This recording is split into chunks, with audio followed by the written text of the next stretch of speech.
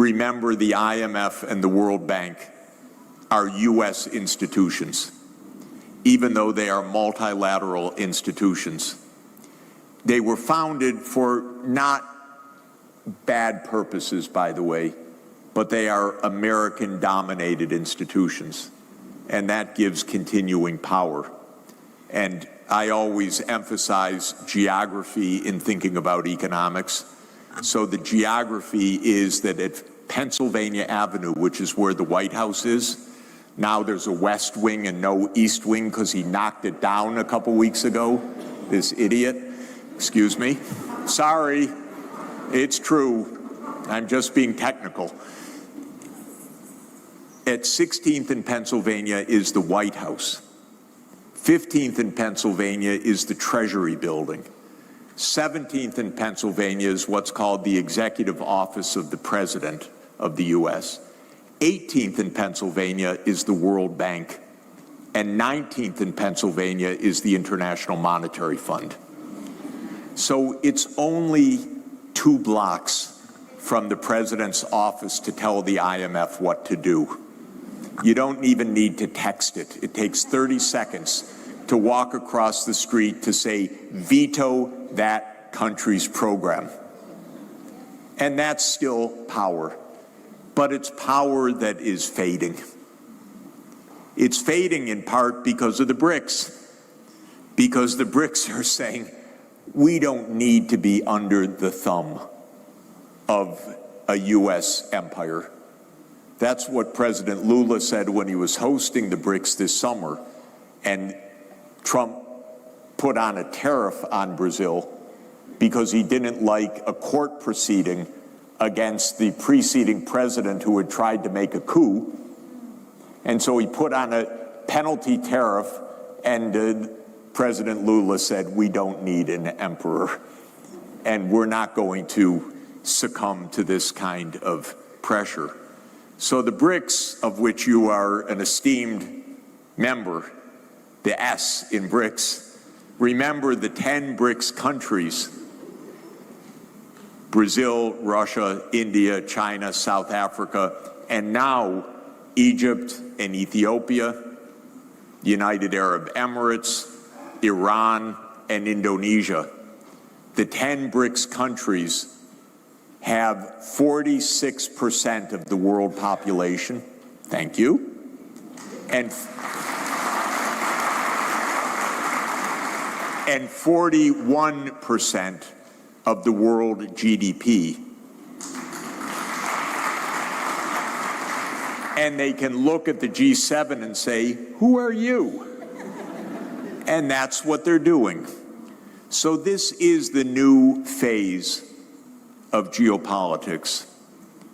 The world is not falling apart, but the US and Europe are having a tantrum.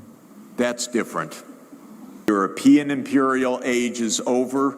The British imperial age ended in 1945, and the US imperial age is ending right now.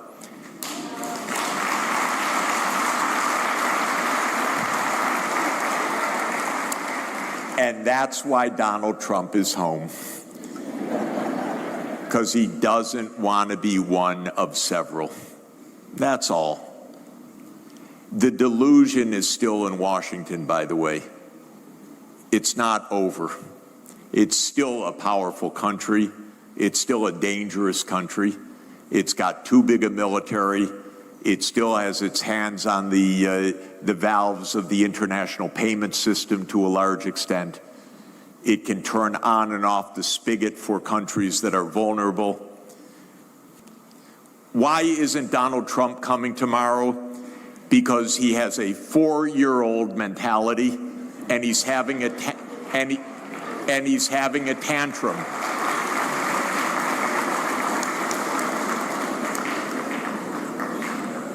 He's having a tantrum. What is the tantrum? That the rest of the world says, we don't want a king. As President Lula said, we don't need an emperor. He would come here as just one of 20 leaders, or 21. He doesn't want that. He's having a tantrum. We need to move to a zero-carbon energy system because the burning of the fossil fuels is what's causing the dramatic and accelerating climate change. And there again, Donald Trump was paid for by the oil industry to be put in the White House, so we don't ever know whether he knows anything. But when he says that climate change is a hoax, which he said from the rostrum of the General Assembly, the main reason he's saying it is not even his ignorance, which is unbounded sometimes, but because he was paid to say it by big oil lobbies. But what he's done is to say to China and to Africa and to Europe, you take the future. We'll just close up and deny reality. But this is a transformation that needs to be made. I want solidarity. I want solidarity across countries and across the world. And for Africa, solidarity for me means African unity, true African unity. African unity started as an organizational form in 1963. The United States, Britain, and France hated it. They don't want African unity. When they saw leaders that would unify like Patrice Lumumba, they killed them or they overthrew them because empires like divide and conquer.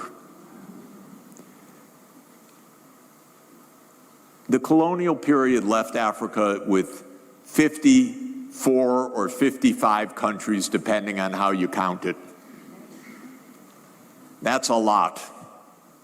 And each one by itself cannot achieve the future that it wants. It can't resist the diplomacy or the attacks on diplomacy by itself. It can't resist the pressures. It can't resist the financial squeeze. It can't resist the instabilities that come from a market that's too small. Unity is the key. Solidarity is the key. And also, this is why this university is so crucial, because you are not only the University of South Africa, you are a South African university all over Africa. So I'm reading UNISA as Universities of Africa, because you are not only the leader here, but you're a leader across the continent. And so on your own campuses and your connections with other universities around this continent, work together to pull the unity of knowledge, of education, of training, and of good advice to the national governments and to the empowerment of the African Union as a true union. And I want Africa to make the continental free trade area really work. I want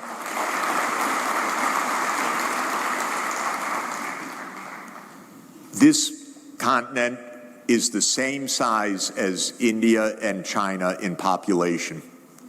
Actually, a little bit bigger than China, probably just about the same with India right now. 1.5 billion people in Africa, 1.5 billion people in India, 1.4 billion people in China. They're the little one on the block. China ended its poverty in 40 years through good planning and this mass national scale. India is on the path of ending its poverty now.